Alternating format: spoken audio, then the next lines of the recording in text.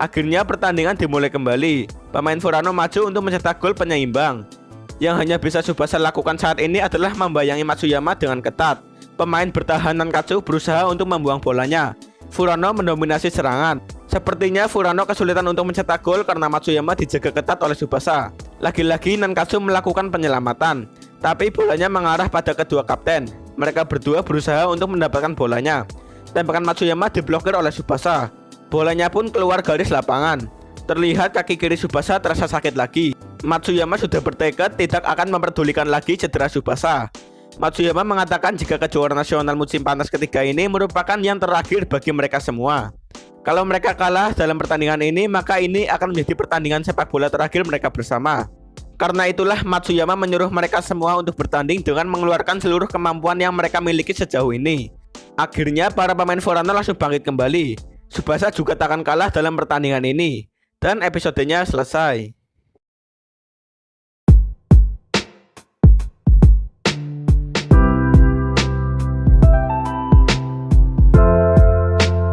Oi oi oi, gimana nih kabar kalian semua? Semoga aja kalian berada dalam kondisi sehat dan selalu diberi rezeki yang melimpah. Pada kesempatan kali ini, aku akan menjelaskan alur cerita dari film Kapten Tsubasa 2018 episode yang ke-45 yang berjudul Bandara yang Penuh Air Mata. Nggak usah banyak umuk, langsung aja kita ke openingnya.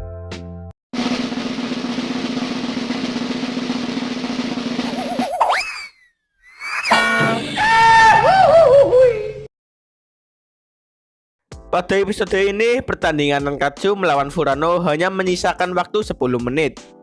Meskipun tertinggal satu angka, Furano tetap bersemangat. Para pemain dari kedua tim mengerahkan segalanya. Pertandingan semifinal ini berlangsung habis-habisan dan sportif. Di bangku penonton, Fujisawa berdoa supaya Furano menang. Kali ini, Furano terus menyerang di depan gawang Nankatsu. Wakamatsu berlari dari belakang. Bola dioper kepada dirinya. Akan tetapi Takasugi dapat menghentikannya. Pelatih berkata di saat Tsubasa tak bisa melakukan permainan supernya, pemain Nankatsu yang lain dapat mengisi posisi Tsubasa dan saling bantu, sehingga permainan mereka bisa sehebat ini. Lagi-lagi Furano merebut bolanya. Di tengah cuaca panas berhari-hari, Furano bisa lolos sampai babak semifinal. Bahkan tim juara seperti Nankatsu bisa dipojokkan. Para pemain Furano tidak akan menyerah dan terus maju. Furano mengoperkan bola ke depan gawang. Bolanya ditinju oleh Morisaki. Bola yang terlepas diterima oleh Izawa. Kali ini giliran Nankatsu yang menyerang. Akhirnya Nankatsu mendapatkan peluang untuk menyerang. Kalau Nankatsu berhasil mencetak satu gol, maka pertandingannya sudah selesai. Kali ini Izawa melepaskan tembakan langsung. Kiper Kato bereaksi dengan baik, tetapi bolanya terlempar ke arah Taki. Kiper Kato masih belum berdiri. Taki menendang bola untuk mencetak satu gol. Bola dapat diblokir oleh Furano. Kali ini bola bergulir ke tengah. Kisugi melakukan sliding shoot. Muncullah Matsuyama yang memblokir bolanya. Akan tetapi bola mengarah pada Tsubasa yang sedang tak dijaga. Tsubasa langsung menembak bolanya menggunakan drop shotnya. Bola melambung tinggi dan menukik ke gawang lawan. Dengan tubuhnya Matsuyama berhasil memblokir bolanya. Ia pun terdorong ke gawang. Tiba-tiba para pemain yang lain membantu Matsuyama untuk menghentikan tembakan Tsubasa. Drop shot Tsubasa pun berhasil dihentikan. Dengan kerjasama pemain Furano, mereka dapat menghentikan drop shot Tsubasa. Setelah melakukan drop shot, bahu Tsubasa langsung terasa sakit lagi. Kali ini giliran Furano untuk mencetak gol. Furano menggunakan strategi serbuan untuk menyerang Nankatsu. Fujisawa berdoa semoga Matsuyama dan teman-temannya yang berjuang sejauh ini bisa menang. Sepertinya akan terjadi duel antar pemain bernomor punggung 10. Waktu yang tersisa tak banyak lagi. Sorakan penonton terbagi menjadi dua untuk Tsubasa dan Matsuyama. Dalam duel ini keduanya tidak ada yang mau mengalah. Matsuyama tak akan membiarkan bolanya direbut oleh Tsubasa. Para pemain Furano percaya kepada Matsuyama. Mereka semua hanya perlu maju. Tsubasa pun mendapat bantuan dari Taki dan Kisugi. Matsuyama berusaha untuk melewati Tsubasa dan terjadilah benturan hebat. Tsubasa pun terjatuh. Namun ini bukan pelanggaran. Kali ini Taki dan Kisugi yang akan menghentikan Matsuyama. Dengan melambungkan bola ke atas, Kisugi dan Taki berhasil dilewati. Pemain bertahan Nankatsu mundur untuk melindungi gawang. Matsuyama berada dalam posisi menembak. Ternyata Matsuyama mengubahnya menjadi operan. Ia menyerahkan tembakan terakhir pada teman-temannya. Matsuyama mengandalkan teman-temannya untuk mencetak gol. Semua pemain Furano melompat untuk menyundul bolanya. Bolanya masuk dan gol. Kegigihan Furano benar-benar terbayarkan. Mereka semua senang akhirnya kedudukan berhasil seimbang. Sedangkan para pemain Nankatsu kesal padahal waktu tinggal semenit lagi. Tsubasa bangkit dan dia mengatakan jika pertandingan masih belum berakhir. Sambil menahan rasa sakit, Tsubasa tiba-tiba terjatuh. Di dalam hati, Matsuyama menyuruh Tsubasa untuk berdiri. Kali ini mereka akan duel adu penalti. Sambil menekan bahu kirinya, Tsubasa mulai berdiri kembali. Tsubasa menyuruh Kisugi dan Taki setelah pertandingan dimulai segera berikan bolanya pada Tsubasa. Tapi mereka khawatir melihat tubuh Tsubasa yang kesakitan.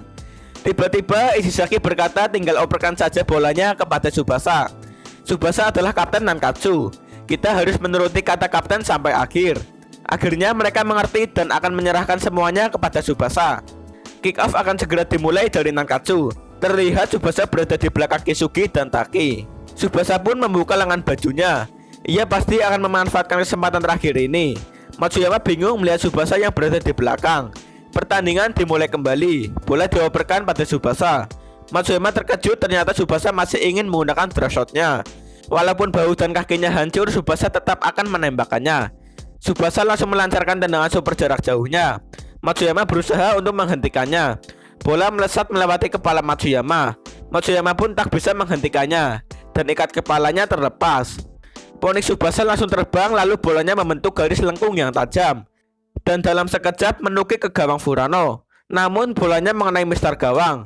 Bolanya terjatuh ke tanah dan masih berputar kuat. Lalu bola terpental masuk ke dalam gawang. Akhirnya Tsubasa berhasil juga. Dengan begini pertandingan telah selesai dengan skor 3-2. Itu berarti Nankatsu maju ke babak final besok. Para pemain Nankatsu sangat senang sekali.